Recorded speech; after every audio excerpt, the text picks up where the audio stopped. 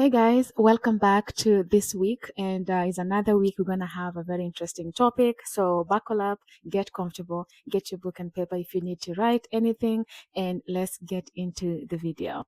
So today we are talking about uncomfortable discussions that we are afraid to talk about when in a society or in a family dynamic. Okay, we are going to talk about them today. I may not discuss all of them, but there are things that we need to be talking about. So we're going to discuss number one, the importance of having a will, importance of having power of attorney, the importance of having a trust, someone to have as a beneficiary, and someone to have as a next of kin. So those are 5 things we're going to talk about. So get ready and let's listen. All right, let's get back to it, guys. So number one is the will. When we're talking about the will, it's just a way of putting an order to what is supposed to be done when you're not here anymore. And this is it's a simple statement. You can write it with your bank, you can write it with your advocate, you can write it with your hospital. They offer those services through case management. You can have those written whenever they're admitting you in a hospital. They can have that set up for you while you're in the hospital. Okay, and I'm not saying wait until you go to the hospital. You can do these things while you're still alive, kicking and very strong. Go to the advocate and have a will done. And a very good example I can give you is whenever maybe you're a single person. Let me give you a scenario with a single person. A single person, maybe you have kids, maybe you don't have kids, maybe they're still young, you're never married, or you're married and you're divorced, you don't have relatives here. So you can put in your will that if I'm not here anymore, please send everything in my apartment or in my house.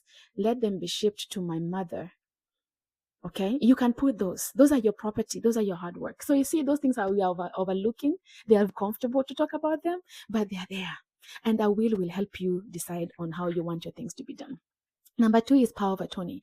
Power of attorney is also needed. As much as you don't want to think about it, is needed. If you have a wife, your wife can be your power of attorney. If you have a husband, your husband can be power of attorney. Power of attorney is just someone who is responsible to make medical decisions if you're not there to speak for yourself. You're still alive, but you're not there to speak for yourself and say, oh, me, I don't want an IV. Oh, me, I don't want oxygen. Your wife or your husband can decide for you depending on how they know you. So they can go with that route, okay? And then the other thing is having a trust. A trust is a very big for me. I don't know how to say it. Hello, I need to shout. I have no idea. Having a trust is very important because you're putting all your belongings together. Whether some of them you're still paying for them or you're in the process of finishing them, just put all your valuables in one trust. It will help with your kids. It will avoid probate court.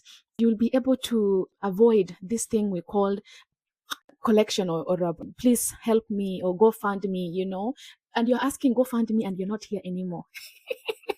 So unfortunate. So trust will actually help you put things into place, and we will not be doing GoFundMe and mchangos and all that stuff. Just put your money in the trust, not only paper money, but even property money. Like if you have a land, if you have a home, you have a business, put them all in the trust. Number 4 is having beneficiaries. Oh my God, this is the big one. This is a big one. Beneficiaries. You guys are very bad. Selfish people. They rather die with their money. They don't want to put anybody as the beneficiary. They have money in the life insurance. They have money in the high savings accounts. They have money in Roth IRAs. They have money in 401ks. They have money in their savings account, but they're not putting anybody in as beneficiaries. They're selfish people. Anyways, please, if you don't do that, your money is going to go for charity.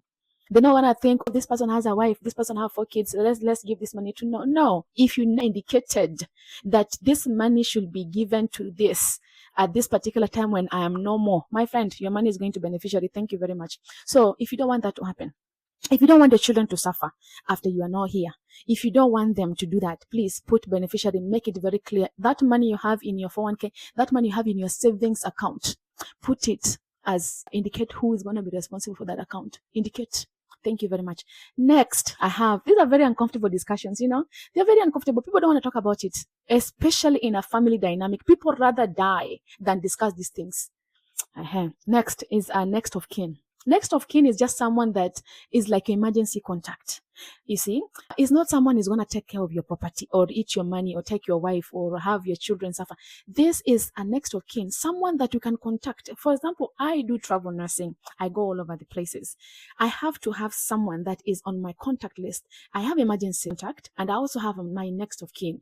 In case of anything happens to me, who is the first person to be contacted? If my emergency contact is not in the list or cannot be found, can they reach to my next of kin on my paperwork? And where can you put your next of kin? You can indicate this in your bank. You can indicate in your hospital. Yeah, you can indicate whenever you're going for ID, when you're renewing your ID, when you go for registration. Hello, you see where you're putting organ donor on your driver's license, asking you, do you want to be an organ donor? Yes or no? You say no. There is also next of kin in that list. Go and check. Who is your next of kin? Who do you want to put as your contact, emergency contact? They are always appearing in your records. Wherever they run your number plate, they will be there. Okay? So let's discuss these things. They are very scary. They are uncomfortable discussions and people don't want to talk about them, but we have to talk about them. Me, I will keep on reminding you guys, whether you like me, follow, share, or I will keep on coming. So to summarize of our discussion, we have talked about a will. We've talked about power of attorney. Power of attorney, very, very important. Okay. And power of attorney, just to reinstate on that, you don't need to have your relative to be your power of attorney. Even a best friend can be a power of attorney, or a neighbor can be a power of attorney. These things, you just have to have them. Trust, very important, especially if you have kids. If you don't have kids, that's okay. Even if you don't have kids, you still have to have trust. Create one. They're very affordable, depending on your family dynamic, or you are just a single person, you want to put this and this and this into trust. Put all your money so that you can avoid the probate court and all that dynamic when you are not here anymore to fight and speak for yourself. And beneficiaries are also very important. So I hope this video was very useful. I hope you found value. If you have questions, please type on the comment section and let me know which area do you want help with. All those things I can help with, and let me know which one you want to know more about and how can you go about it. Otherwise, bye for now. I love you guys.